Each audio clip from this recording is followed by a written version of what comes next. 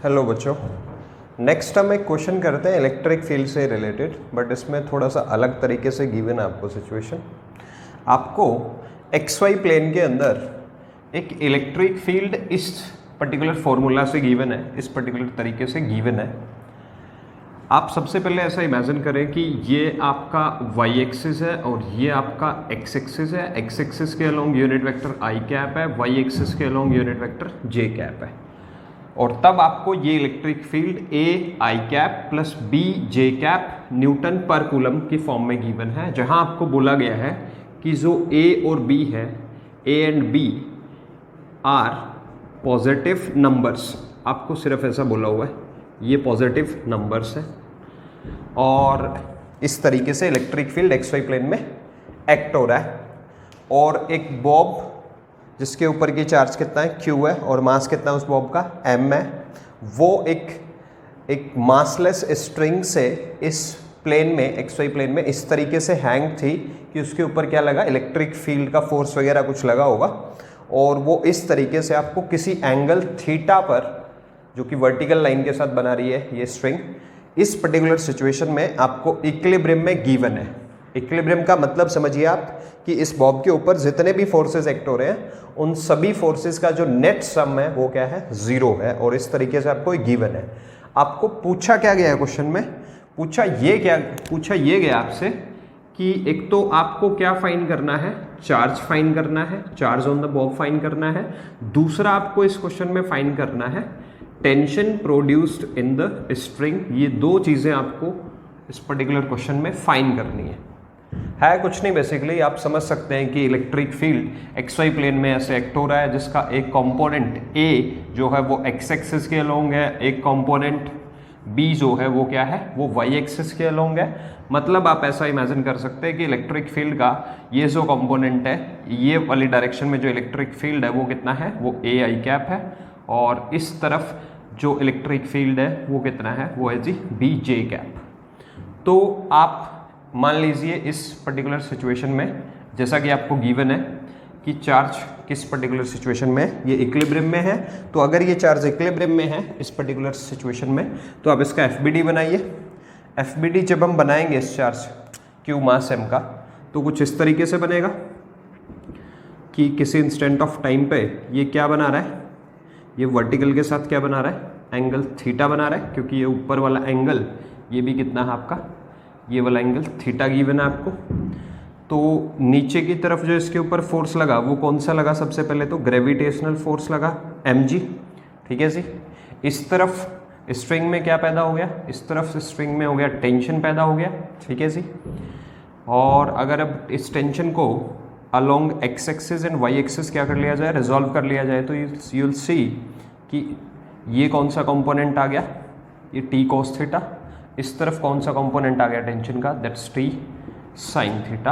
अब वो बात करते हैं जो इस गिवन इलेक्ट्रिक फील्ड की वजह से जो इस चार्ज्ड बॉल के ऊपर क्या लग रहे हैं, इलेक्ट्रिक फोर्स लग रहे हैं, इलेक्ट्रोस्टैटिक फोर्स लग रहे हैं, वो कौन कौन से लग रहे हैं। जैसा कि आपको बताया गया है यहाँ कि इलेक्ट्रिक फील्ड के दो कंपोनेंट्स हैं, एक एक्स एक्सिस के अलोंग और एक क्या, वाई एक्सिस के अलोंग। तो एक्स एक्सिस के अलोंग इलेक्ट्रिक फील्ड ने एक फोर्स लगाया, इलेक्ट्रिक फील्ड क्या करेगा, फोर्स लगाएगा, और फोर्स को जनरली हम लोग क्या लिखते हैं, एफ इलेक्ट्रोस्टैटिक को, दैट्स Q इंटू ई, इस तरीके से लिखेंगे आप। तो चार्ज कितना है जी आपका, Q इंटू ई कितना है इस तरफ, सिर्फ मैग्नीट्यूड वाइज लिखेंगे तो Q इंटू ए। अगर मैं सिर्फ मैग्नीट्यूड वाइज फोर्स को ड्रॉ कर रहा हूँ एक्स एक्सिस के अलोंग, दूसरा किस डायरेक्शन में भी फोर्स लगा इलेक्ट्रिक फील्ड के कारण, वाई डायरेक्शन में भी, वाई डायरेक्शन में जो ये फोर्स लगा ये कितना लगा जी, that's Q into E. Again magnitude wise लिखूंगा तो ये कितना हो गया, Q इंटू बी हो गया। और आपको इस पर्टिकुलर सिचुएशन में आपका चार्ज बॉल क्या गिवन है, इक्विलिब्रियम में गिवन है। अगर ये इक्विलिब्रियम में गिवन है तो अलोंग एक्स एक्सिस, सबसे पहले हम लोग क्या करते हैं, अलोंग एक्स एक्सिस जो फोर्सेज हैं उनको एनालाइज करते हैं। That's T sine theta, T sine theta has to be equal to what, Q into A. ये फर्स्ट इक्वेशन हो गया आपका। Along Y axis similarly, along Y axis भी आपको फोर्सेस क्या करने हैं, इक्वेट करने हैं। तो वाई एक्सिस के अलोंग कौन कौन से फोर्स एक्ट हो रहे हैं, that's T cos theta plus कितना q into B is has to be equal to what mg। इस इक्वेशन को रीअरेंज कर लेते हैं तो आया t cos theta is equals to mg minus कितना q into B. Let's suppose this is our equation number 2। ये हमारा क्या है जी, इक्वेशन नंबर 2 है आपका, जैसा कि आपको यहाँ गिवन है। अब हम लोग क्या करते हैं, इन इक्वेशंस का यूज़ करके क्या फाइंड करेंगे, चार्ज फाइंड करेंगे और टेंशन फाइंड करेंगे स्ट्रिंग में। सबसे पहले चार्ज फाइंड करते हैं। तो चार्ज फाइंड करना है आपको, तो सबसे पहले क्या करें, इक्वेशन 1 को इक्वेशन 2 से क्या कर दें, डिवाइड कर दें। डिवाइड इक्वेशन 1 बाय इक्वेशन 2, तो क्या आ जाएगा आपके पास, that comes out to be T sine theta by कितना T cos theta is equals to what Q into A by M G minus Q into B. तो t से d cancel हो गया, sine theta by cos theta क्या हो गया जी, सब लोग जानते हैं टेन थीटा हो गया। तो टेन थीटा का वैल्यू आ गया, that's Q A is equals to M G minus Q into B. तो आपको चार्ज निकालना है तो इसको वहाँ मल्टीप्लाई कर लीजिए। तो ये कितना आ गया, M G tan theta minus Q B into कितना tan theta is equals to कितना क्यू इंटू ए।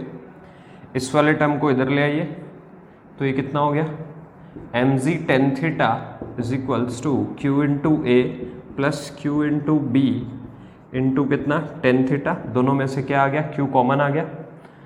तो क्यू का वैल्यू कितना आ गया जी, that's equal to M G tan theta, Q common आ जाएगा तो नीचे जा करके क्या हो जाएगा, A plus B tan theta. आपका चार्ज आ गया जी।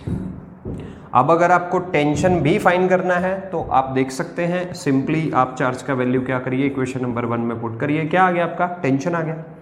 टेंशन कैसे निकालेंगे, that's T sine theta is equals to Q. Q का वैल्यू ये रहा जी आपका कितना, M G tan theta by कितना A plus B tan theta into क्या है ए। ये हो गया जी, ए हो गया, ये आ गया। आपको टी निकालना है तो साइन थीटा को इधर ला करके क्या कर दीजिए, डिवाइड कर दीजिए। इस तरीके से आप क्या भी फाइंड कर पाएंगे, टेंशन भी फाइंड कर पाएंगे। इसी पर्टिकुलर क्वेश्चन में आपको सिर्फ ये भी गिवन हो सकता था कि आपका ये बॉब ऐसे गिवन होता, आपको सिचुएशन मान लीजिए कुछ ऐसे करके गिवन हो कि ये एक बॉब है जी जिसके ऊपर एक चार्ज है Q, मास है M, और आपको ऐसा बोला गया है कि कोई भी मतलब इस तरीके से मान लीजिए कुछ भी ऐसा दिया हो सकता था कि मान लीजिए इलेक्ट्रिक फील्ड जो है वो इस रीजन में कैसे एप्लीकेबल है, वो ऐसे एप्लीकेबल है। इतना ए आई कैप न्यूटन पर कूलम, सिर्फ इतना करके दिया हो सकता था आपको, तो कुछ भी पूछा जा सकता था। सिमिलरली आपको ऐसे पूछा जा सकता था, electric field is equals to मान लो ए इंटू क्या हो, जे कैप हो इतना, या फिर इलेक्ट्रिक फील्ड को वो कोई भी पर्टिकुलर वैल्यू देकर के आपको बोल सकता है कि ऐसे स्ट्रिंग से बॉब बंधा होगा, इलेक्ट्रिक फील्ड ऊपर को एक्ट हो रहा है, नीचे को एक्ट हो रहा है, ऐसे टेढ़ा एक्ट हो रहा है, थीटा पे एक्ट हो रहा है। तो घबराने की जरूरत नहीं है, सारी तरह का क्वेश्चन आप बड़े आराम से इस तरीके से कर सकते हैं।